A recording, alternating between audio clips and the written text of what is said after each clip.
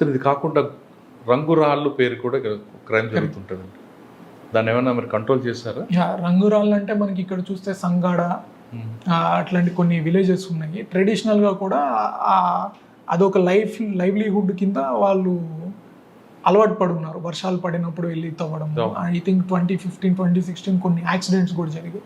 ఆ తవ్వడం వల్ల burrow holes అంటారు, లోపలికి వెళ్ళిపోయి తవ్వుకుంటే వర్షంతో కూలిపోవడం, చనిపోవడం, అట్లాంటి ఇన్సిడెంట్స్ జరిగాయి. మెయిన్లీ మనం ఏం టార్గెట్ చేస్తున్నామంటే ఒకటి అవేర్నెస్. ఇలా చేస్తే మీ మీద cases actually that law is not very strong for that.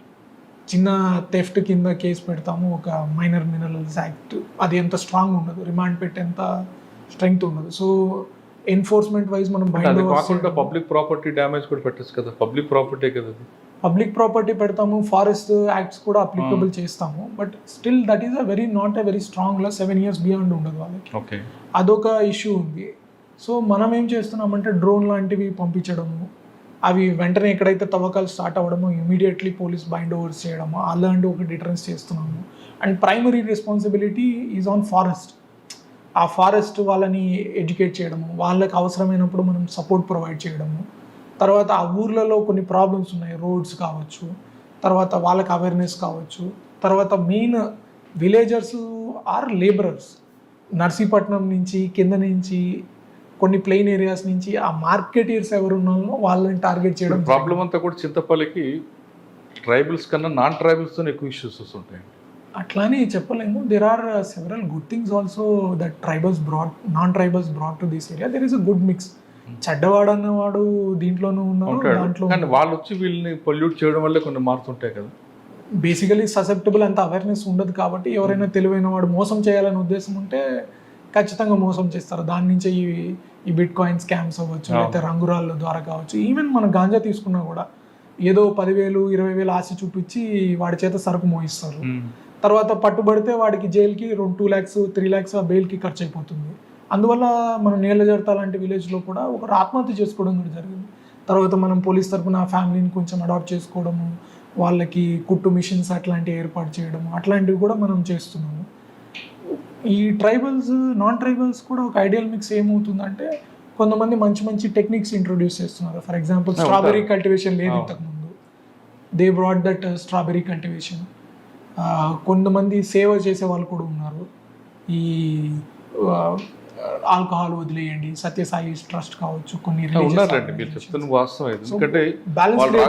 Commercial crop కూడా పెరుగుతుంది కదా, కమర్షియల్ క్రాప్ క్రియేట్ చేస్తుంది. But at the same time we're all for the tribals. ఇక్కడ గిరిజనుల హక్కులకి ఎట్లాంటి భంగం కలిగించినా ఏదైనా, ఇప్పుడు మీరు బయట వచ్చినప్పుడు కూడా చూస్తున్న ఫోన్ నెంబర్ కూడా బయట నేమ్ ప్లేట్ మీద ఫోన్ నెంబర్ ఉంటుంది. ఎనీ టైం వాళ్ళు కాల్ చేస్తారు, మనం రెస్పాండ్ అవుతాము.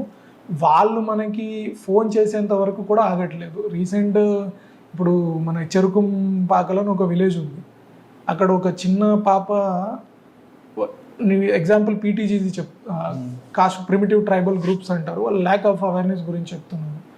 ఒక పాపని రేప్ చేసి మర్డర్ చేయడం జరిగింది. చేసేసి వాళ్ళ ఊరు వాడే, ఎంత 11 years కిడ్. ఆ అమ్మాయి ఒక లీడర్ అనమాట. ఆ ఊర్లో పిల్లలందరినీ ఒక 3 kilometers నడిపించుకొని తీసుకెళ్ళి అందరినీ స్కూల్కి తీసుకెళ్లే పాప.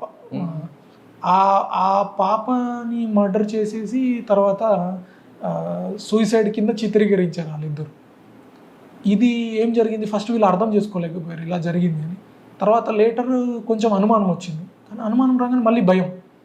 అరే మనం దాన సంస్కారాలు చేసేసాం కదా, ఇప్పుడు పోలీసు వాళ్ళ దగ్గరికి వెళ్తే మన మీదే కేసు పెడతారేమో, అదొక భయం. సో వాళ్ళు రీచ్ అవుట్ అవ్వలేకపోయారు. అది కూడా పోలీసు ఇంటెలిజెన్స్ తోటి మనం గ్యాదర్ చేసుకొని వాళ్ళకి నచ్చ చెప్పుకొని, మీరు భయపడాల్సిన అవసరం లేదు, తెలియక తప్పు చేశారు, వాళ్ళ దగ్గర కంప్లైంట్ తీసుకొని మళ్ళీ సేమ్ ఆ బాడీని ఎగ్జిబిట్ చేయడము, తర్వాత ఆ చిన్న పిల్లల దగ్గర నుంచి ఎవిడెన్స్ కలెక్ట్ చేయడం. వాళ్ళకు కూడా చాలా భయం ఉంటుంది, చెప్తే మాకేమవుతుందో. So that proactive role police are playing. ఇప్పుడు మీరు చెప్తున్న ఎవరైతే ట్రైబల్ ఇన్ఫ్లుయెన్సర్స్ అని చెప్తున్నారో, ప్రతి షాండీకి పోలీసు వెళ్తారు. అక్కడికి వెళ్ళినప్పుడల్లా వాళ్ళని ఇదే అడుగుతారు, మీకేం సమస్యలు ఉన్నాయి, నెక్స్ట్ మీ ఊర్లో ఏదైనా అన్యాయం జరుగుతుందా, ఎవరైనా ఈ అపరాలు వడ్డీ వ్యాపారులు ఎవరైనా బెదిరించడం లాంటివి చేస్తున్నారా, తర్వాత ఏదైనా దొంగగా అమ్ముతున్నారా, అంటే ఇది మీకు సెల్ ఫోన్ ఇస్తామా, అలాంటి ఇన్ఫర్మేషన్ అంతా కలెక్ట్ చేయడం వల్లే మనము ఆ ఫేక్ నక్సలైట్ గ్యాంగ్ని పట్టుకోవడం కావచ్చు. ఈ బిట్ కాయిన్ గురించి చాలామందికి కేసెస్ పెట్టి కొంతమంది దగ్గర రికవరీ చేయించడం జరిగింది. తర్వాత ఈ ప్రొయాక్టివ్ పోలీసింగ్ అక్కడ మనం చేస్తాం, we're only reaching out to them. వాళ్ళు మన దగ్గర వచ్చి చెప్పరు జనరల్లీ, ఎస్పెషల్లీ ఎవరైతే మోస్ట్ డిజర్వింగ్ ఉంటారో వాళ్ళు అంత దూరం రాలేరు, కాబట్టి వాళ్ళ దగ్గరికి మనం రీచ్ అవుట్ అవుతున్నాం. సార్ ఫైనల్గా చెప్పండి, పోలీస్ డిపార్ట్మెంట్ రావాలనుకున్న వాళ్ళకి మీరు ఇచ్చే మెసేజ్ ఏంటి? పోలీస్ అండి, నాకు I think it is one of the best service. చాలా మంచి సేవ చేయాలనుకున్న వాళ్ళకి ఫస్ట్ రెస్పాండర్, ప్రతి అత్యంత కష్టంలో ఉన్న వాళ్ళే మీ దగ్గరకు వస్తారు. మా నాన్న కూడా ఒకప్పుడు చెప్పేవాడు నాకు, నేను ఎప్పుడు పోలీస్ స్టేషన్కి వెళ్ళలేదు అని. కానీ పోలీస్ స్టేషన్కి వెళ్తున్నారు అంటే మనం మిడిల్ క్లాస్ మైండ్ సెట్ కావచ్చు, పేదవాళ్ళు కావచ్చు, ఎంతో కష్టం, ఇంకా ఆ కష్టాన్ని భరించలేనప్పుడే మనం పోలీస్ గడప తొక్కుతారు. వాళ్ళ ల్యాండ్ ఎవరైనా కబ్జా చేయొచ్చు, లేకపోతే వాళ్ళకి అన్యాయంగా చిన్న చిన్న హిట్ అండ్ రన్ కేసు, వాళ్ళని గుద్ది యాక్సిడెంట్ చేస్తే ఒక కుటుంబం మొత్తం ఛిద్రం అయిపోతుంది. అంటే చిన్న చిన్న హిట్ అండ్ మన స్మాల్ యాక్సిడెంట్ దగ్గర నుంచి పెద్ద పెద్ద మర్డర్స్ వరకు ఒక కామన్ మ్యాన్కి నేను నీతి నిజాయితీతో బతికితే నాకు ప్రశాంతంగా బతకచ్చు అన్న ఒక స్వాంతన మన పోలీస్ డిపార్ట్మెంట్ ద్వారానే మనము ఇవ్వగలం. అట్లాంటి అతి కష్టంలో ఉన్న వాళ్ళకి ఆదుకునేంత సాటిస్ఫాక్షన్ ఇమీడియట్గా మీకు కళ్ళల్లో కనపడుతుంది.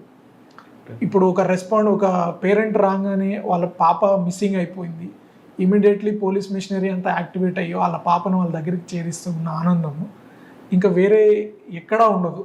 ఎవరికైనా అన్యాయం జరిగింది, ఆ జస్టిస్ మనం చేసి ఎవడైతే అక్యూజ్డ్ ఉన్నాడో వాళ్ళని పట్టుకోవడము. ఇందాక కేసు చెప్పాము, ఆ 1.5 year తర్వాత ఆ అక్యూజ్ని మనం పట్టుకొని అతన్ని జైల్లో పెట్టినప్పుడు ఆ తల్లిదండ్రుల ఆనందము, మీరు ఎక్కడ ఏం పని చేసినా కూడా మీకు అట్లాంటి ఆనందం దొరకడానికి అవకాశం తక్కువ. దాని వాల్యూ కూడా వాల్యూ చేయము. అందులో ఇట్లాంటి చింతపల్లి లాంటి ఏరియాస్లో అయితే ఇంకా యాడెడ్ అడ్వాంటేజ్ ఉందంటే, మీరు రోడ్స్ వేయించడం దగ్గర నుంచి మీరు టవర్స్ వేయించడము, వాళ్ళకి సర్టిఫికేట్స్ ఇప్పించడము, ఈ పని మనది కాదు అన్నంత మీరు చెయ్యాలి అన్న మీకు దృష్టి ఉంటే, ఎస్పెషలీ ఫర్ పూరర్ సెక్షన్స్ మీరు అంత దూరం వరకు వెళ్ళొచ్చు. అండ్ పోలీస్లో ఉన్న ఇంకొక గ్రేట్ అడ్వాంటేజ్ ఏంటంటే ఎవ్రీవన్ విల్ కోఆపరేట్. మీకు మంచి మనసు ఉండాలే కానీ రిసోర్స్ కన్స్ట్రెయింట్ కూడా మీకు అంత పెద్దది కాదు. అక్కడ ఉన్న కాంట్రాక్టర్స్ మీకు హెల్ప్ చేస్తారు, వాళ్ళకి చిన్న రోడ్డు కావాలి కొంచెం జేసీబీ పంపించండి, more than willingly they will help when ever we ask for public. ఈ స్కూల్ అడ్మిషన్స్ కావచ్చు, చాలామందిని మనం స్కూల్ అడ్మిషన్స్ చేయించడం జరిగింది. ఇక్కడ మాకు టాటా ఐఫోన్ ఫ్యాక్టరీ ఒకటి బెంగళూరులో ఉంది. ఇట్లా మాకు గిరిజనులకి చాలామంది చదువుతున్నారు కానీ చదివాక నెక్స్ట్ ఏం చేయాలో వాళ్ళకి అర్థం కావట్లేదు, చదివి ఏం ఉపయోగం అన్న క్వశ్చన్ ఉండేది వాళ్ళల్లో.